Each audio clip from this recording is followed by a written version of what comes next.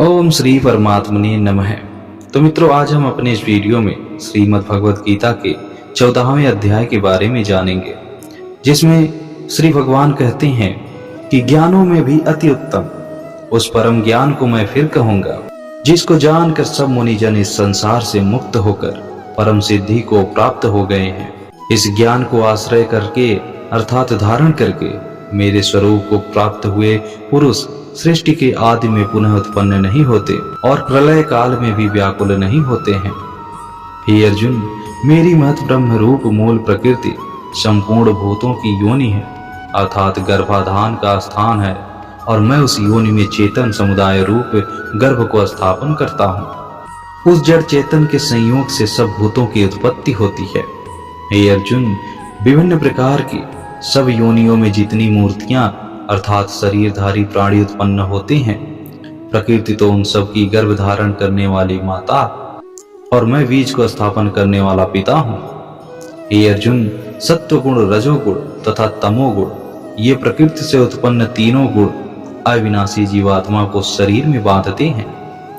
हे निष्पाप, उन तीनों गुणों में सत्वगुण जो निर्मल होने के कारण प्रकाश करने वाला और विकार रहित होता है, वह सुख के संबंध से और ज्ञान के संबंध से अर्थात उसके अभिमान से बाधता है।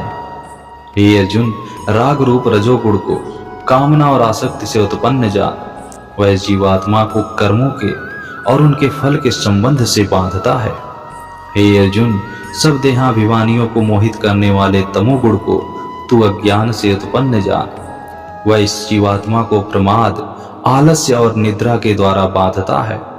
हे अर्जुन, सत्वगुण सुख में लगाता है और रजोगुण कर्म में तथा तमोगुण तो ज्ञान को ढककर प्रमाद में भी लगाता है। हे अर्जुन, रजोगुण और तमोगुण को दबाकर सत्वगुण, सत्वगुण और तमोगुण को दबाकर रजोगुण, वैसे ही सत्वगुण और रजोगुण को दबाकर तमोगुण होता है अर्थात बढ़ता है। जिस समय इस देह में तथा अंतःकरण और इंद्रियों में चेतनता और विवेक शक्ति उत्पन्न होती है, तो उस समय यह जानना चाहिए कि सत्वगुण बढ़ रहा है। हे अर्जुन, रजोगुण के बढ़ने पर लोभ, प्रवृत्ति, स्वार्थ बुद्धि से कर्मों का सकाम भाव से आरंभ, अशांति और विषय भोगों की लालसा ये सब उत्पन्न होते हैं। हे अर्जुन, तमोगुण के बढ़ने पर अंतःकरण और इंद्रियों में अप्रकाश, कर्तव्य कर्मों में अप्रवृत्ति और प्रमाद अर्थात व्यर्थ चेष्टा और निद्रा आदि अंतःकरण की मोहनी वृत्तियां ये सभी उत्पन्न होते हैं। जब यह मनुष्य सत्वगुण की वृद्धि में मृत्यु को प्राप्त होता है, तब तो उत्तम कर्म करने वालों के निर्मल दिव्य स्वर्ग आदि लोकों को प्राप्त होता है। रजोगुण के बढ़ने पर मृत्यु को प्राप्त होकर कर्मों की आसक्ति वाले मनुष्यों में उत्पन्न होता है तथा तमोगुण के बढ़ने पर मरा हुआ मनुष्य, कीट, पशु आदि मूढ़ योनियों में उत्पन्न होता है। श्रेष्ठ कर्म का तो सात्विक अर्थात सुख, ज्ञान और वैराग्य आदि निर्मल फल कहा है। राजस कर्म का फल दुख एवं तामस कर्म का फल अज्ञान कहा है।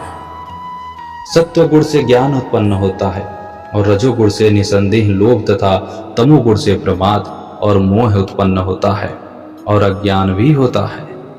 सत्वगुण में स्थित पुरुष स्वर्ग आदि उच्च लोकों को जाते हैं। रजोगुण में स्थित राजस पुरुष मध्य में अर्थात मनुष्य लोक में ही रहते हैं और तमोगुण के कार्य रूप निद्रा, प्रमाद और आलस्य आदि में स्थित तामस पुरुष अधोगति को अर्थात कीट, पशु आदि नीच योनियों को तथा नरकों को प्राप्त होते हैं। जिस समय दृष्टा तीनों गुणों के अतिरिक्त अन्य किसी को करता नहीं देखता और तीनों गुणों से अत्यंत परे सच्चिदानंद घन स्वरूप मुझ परमात्मा को तत्व से जानता है, उस समय वह मेरे स्वरूप को प्राप्त होता है। यह पुरुष शरीर की उत्पत्ति के कारण रूप इन तीनों गुणों को उल्लंघन करके जन्म, मृत्यु, वृद्धावस्था और सब प्रकार के दुखों से मुक्त हुआ परम आनंद को प्राप्त होता है। श्री कृष्ण के इन बातों से अर्जुन कहते हैं कि इन तीनों गुणों से अतीत पुरुष किन किन लक्षणों से युक्त होता है और किन प्रकार के आचरणों वाला होता है तथा हे प्रभु, मनुष्य किस उपाय से इन तीनों गुणों से अतीत होता है।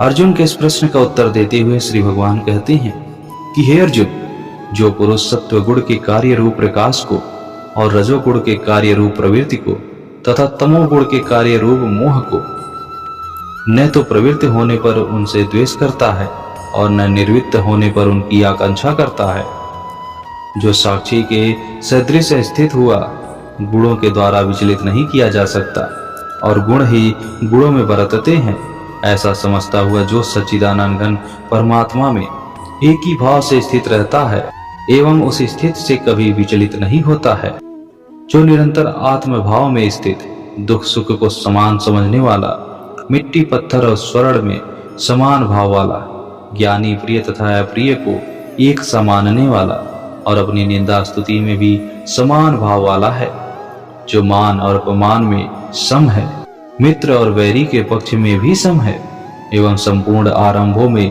कर्तापन के अभिमान से रहित है, वह पुरुष गुणातीत कहा जाता है। और जो पुरुष अव्यभिचारी भक्ति योग के द्वारा मुझको निरंतर भजता है, वह भी इन तीनों गुणों को भली भांति लांघ कर सच्चिदानंद घन पर ब्रह्म को प्राप्त होने के लिए योग्य बन जाता है, क्योंकि उस अविनाशी पर ब्रह्म का और अमृत का तथा नित्य धर्म का और अखंड एक रस का आनंद का आश्रय मैं हूँ। तो मित्रों, इन्हीं वचनों के साथ श्रीमद् भगवद गीता का 14वां अध्याय भी समाप्त होता है। तो उम्मीद करते हैं मित्रों कि आपको श्रीमद् भगवद गीता के 14वें अध्याय से अवश्य ही कुछ सीखने को मिला होगा। तो मित्रों, यदि आपने श्रीमद् भगवद गीता का पहले से 13वां अध्याय नहीं सुना तो हमारे साथ इस चैनल को सब्सक्राइब करके अवश्य ही जुड़े और श्रीमद् भगवद गीता के पहले से 13वें अध्याय को अवश्य ही सुने और इस वीडियो को लाइक और इसे अपने दोस्तों, अपने परिवार वालों के साथ भी शेयर अवश्य करें। जय जय श्री कृष्णा।